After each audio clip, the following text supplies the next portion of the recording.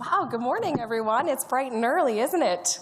Thank you all for being here this morning. I know you had probably a late night last night after the debate and probably enjoyed some hospitality somewhere. So thank you so much for being here this morning. I hope you're energized and ready to go for today. I hear there's a big day ahead of you with some great speakers. I'm Leanne Rood, and I'm the Conservative Member of Parliament for Lambton Kent Middlesex, which is a rural riding in southwestern Ontario. And I proudly serve on our leadership team as the first female deputy whip of our party, and I also serve as the question period co-coordinator. As Conservatives, we came together in 2003 to offer an alternative to Canadians that they so desperately wanted but was not available to them. A party that would stand for freedom, for fiscal responsibility, and one that lets you choose what you want and your values and not what the government tells you. And for all of you here today, I know that this message still rings true. You are the future of our Conservative movement, and together we must keep spreading our positive Conservative message of unity and love for our nation. No matter who you are, what your religion, or where you come from, I encourage all of you to be proud of who you are and keep spreading our Conservative message. Our leadership race will only make us stronger. And as we come together and have those conversations about who we are and the future of our party and our nation, we stand together, ready to move forward for Canada when our next leader is chosen.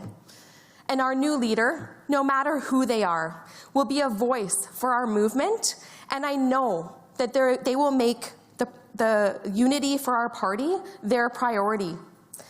Much like the Honourable Candice Bergen, a strong, principled, and passionate woman, and today's leader of Her Majesty's official opposition and leader of the Conservative Party of Canada, whom I've been given the privilege to introduce here today. Candice was elected in 2008, and she's been active in the Conservative movement long before then. Since elected, Candice has served in many important roles within the Conservative leadership. She served in Stephen Harper's government as the Minister of State for Social Development. She also served on the leadership teams under Rona Ambrose and Andrew Scheer, and she was the best House leader we ever had. Candice has also served as deputy leader, and throughout her career, she has always been valued, and everyone always wanted her around because of her wisdom and experience. She has a heart of gold and the roar of a lion, and she is the unifier that we so desperately needed, reminding Conservatives that you have a home here and that we are unified in our Conservative values and principles. Candice has been passionate and unequivocal in protecting our big blue tent, and she's rebuilding the foundation of our party. She's stewarding a party and a movement, building strength to hand to our next leader. Now, I would like to welcome my friend, my leader, and the leader of the Conservative Party of Canada, the Honourable Candice Bergen.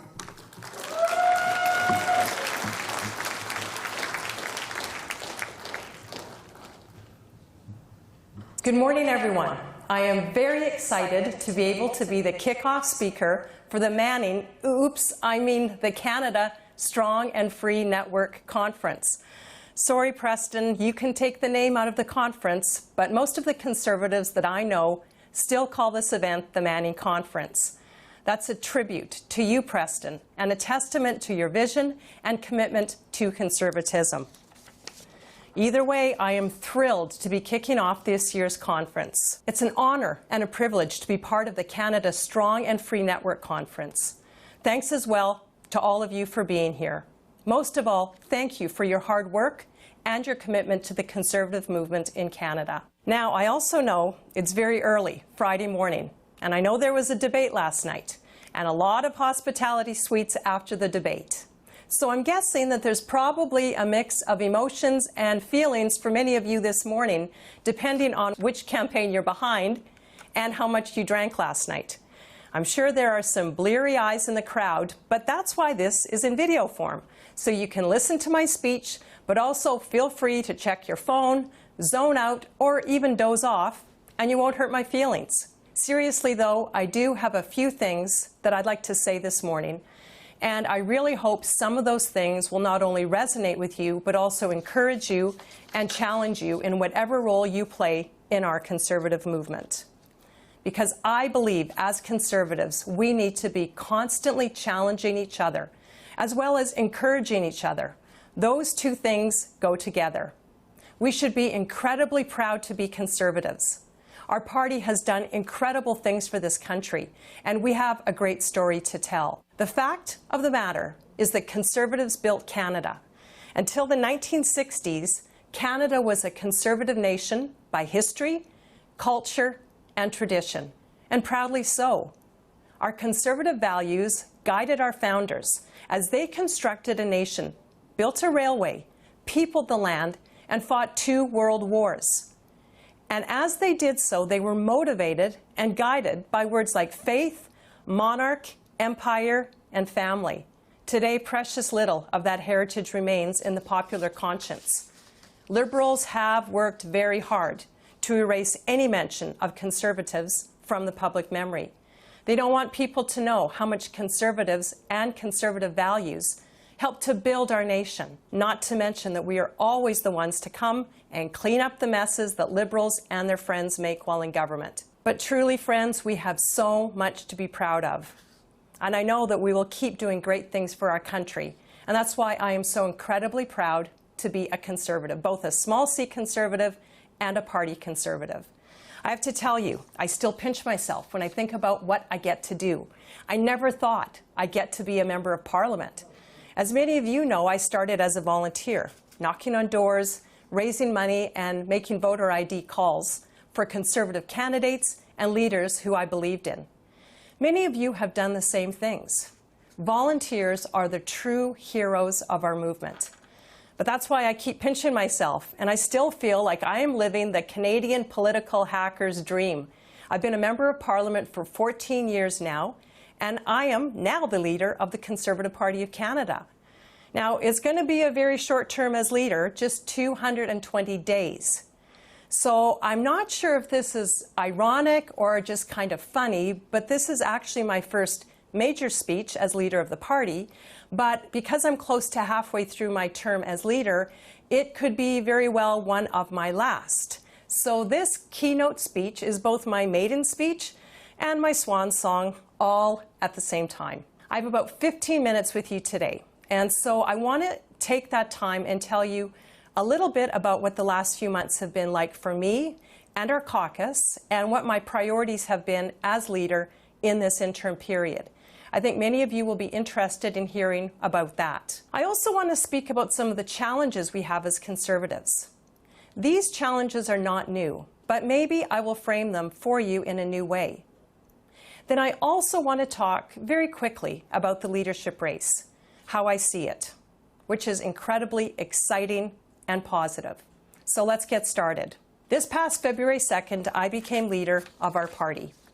As Ronna Ambrose, my good friend, reminded me early on, we actually don't have the term interim leader in our Constitution. So I like to joke, but I'm actually deadly serious.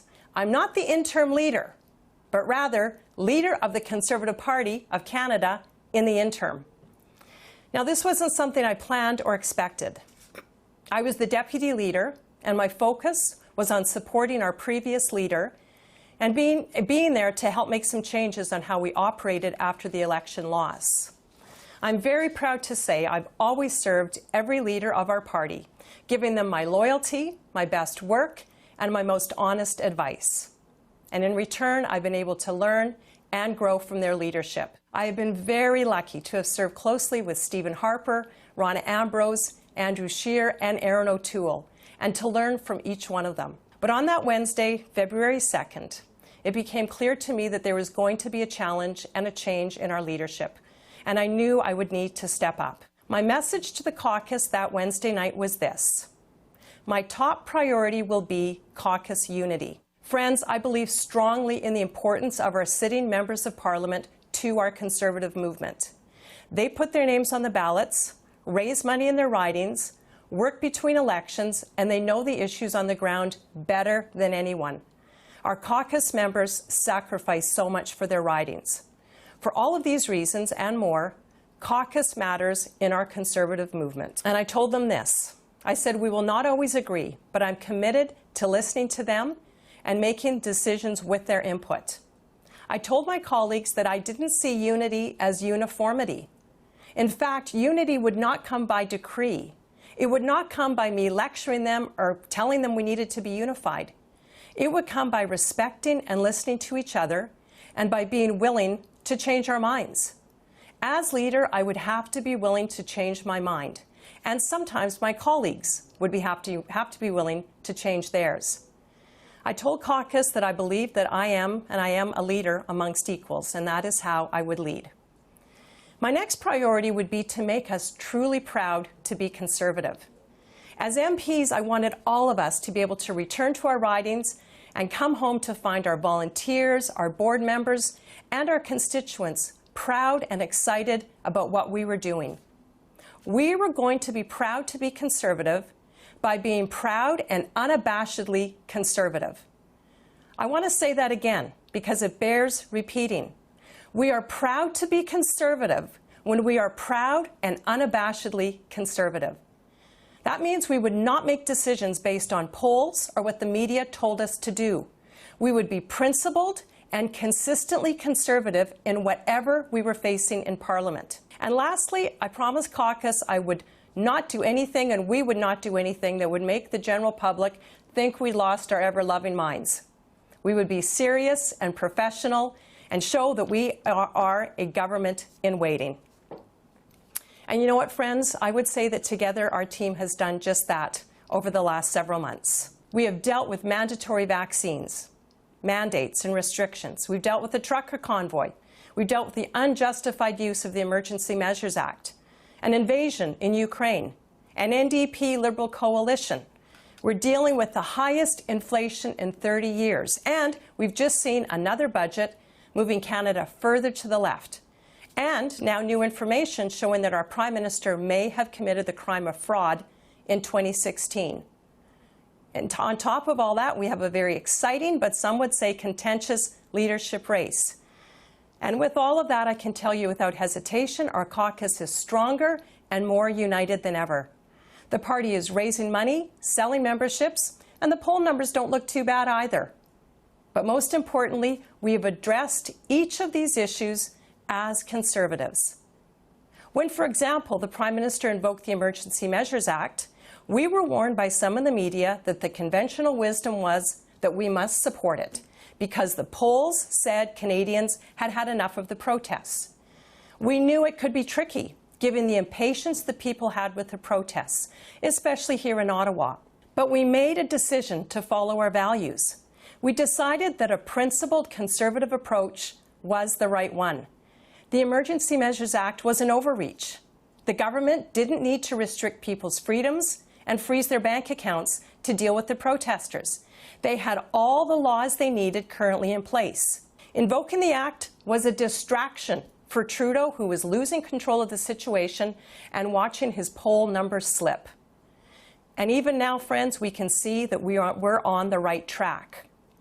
The fact that Trudeau is again using the excuse of cabinet confidence to hide documents related to the protests and the Emergency Measures Act shows just that. He doesn't want Canadians to see that he had no valid reason for invoking the act, and he has set an incredibly dangerous precedent. History is on the side of those who said no to the Emergencies Act, and I'm glad we oppose this blatant overreach. I'm glad that Conservatives are standing on the side of freedom and responsibility. Conservatives made the right decision for the right reasons. This approach will always stand the test of time. But isn't that what happens when we make decisions based on values and principles, whether in our personal lives, our families, or businesses, or in our government and our party? When the foundation is solid, the house stands. And boy, oh boy, Conservatives have a solid foundation that is built on the cement of tried and true standards, with no need to ever compromise values and principles. Does that mean we never need to change? No, far from it. We can adjust as our society changes and as the world changes. In fact, we must be willing to grow, to change, and to learn as a movement. To continue using the house analogy, when you've built a house on a solid foundation, you can change the curtains and furniture, you can repaint, and you can remodel. Heck, you can even redo the kitchen. I would just suggest you don't do it for $785,000, which is what Trudeau just did. But the foundation remains. And the Conservative foundation is strong and should never change. And that leads me to my second point. I believe that many of the challenges our caucus sometimes has regarding different opinions and beliefs on certain issues is the same challenge our party and our movement has. And the same solutions can be applied. Conservatives are united in our goals, but we are far from identical. We are far from exactly the same. Conservatives are incredibly diverse in thought and belief. We are, as I like to say, a coat of many colors.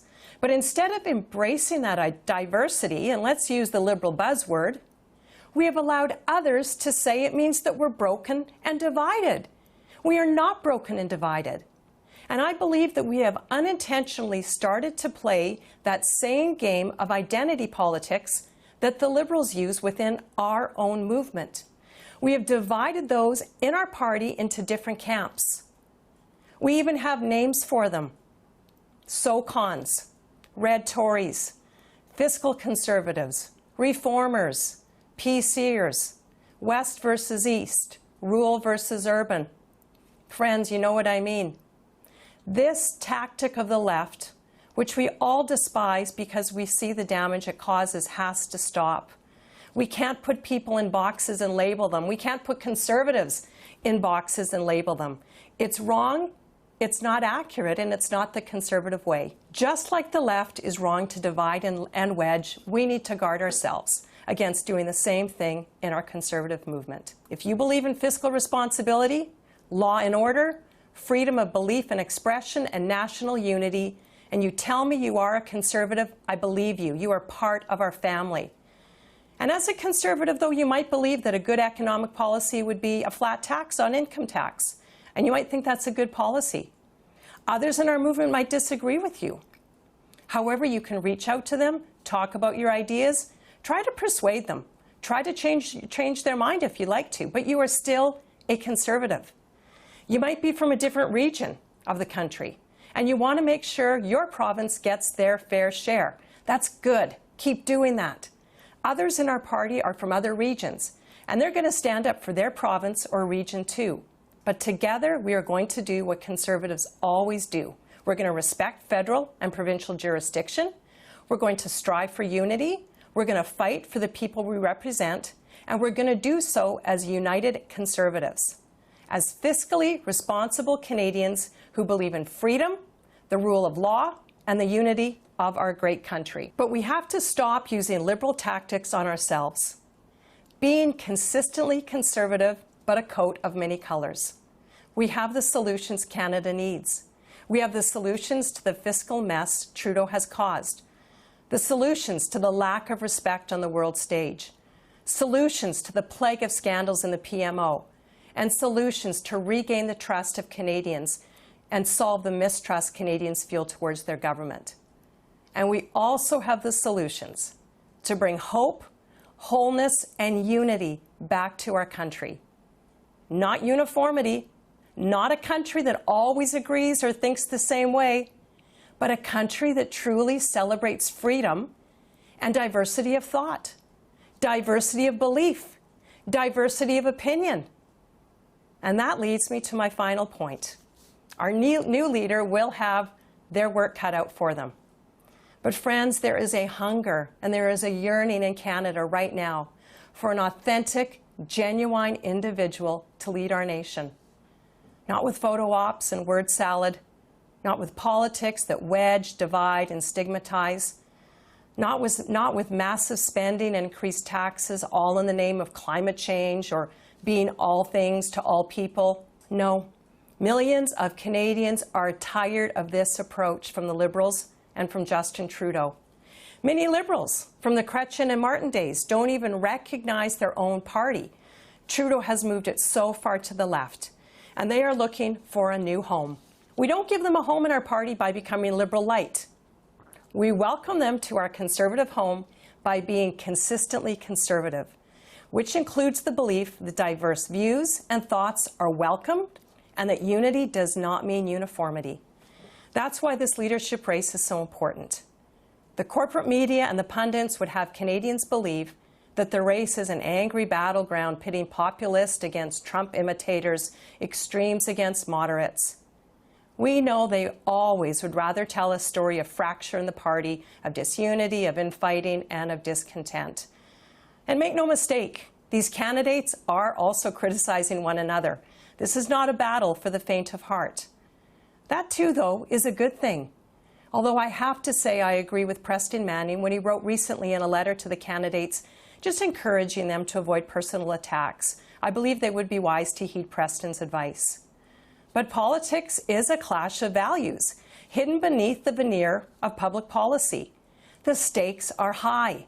Opinions are often strongly held. So yes, leadership races mean criticism, which can be tough and sometimes unforgiving. But the fact of the matter is, as most of us in this room know, our leadership race is by almost every metric a very positive event. There is incredible excitement around the race. Tens of thousands of people who have never been engaged are showing a committed interest. We have candidates from all parts of the Canadian Conservative family, all parts of our coat of many colors. They are debating and discussing the issues of the day and talking about some new ideas and policy. I love that. I'm excited about that, and you should be too. This is a good thing. The new leader will be inheriting a united and hopeful caucus, a strong party with members who are excited and motivated. And I know that if we all work to share that unity and hope with Canadian voters, along with our consistently Conservative foundational policy, we can and we will win the next election.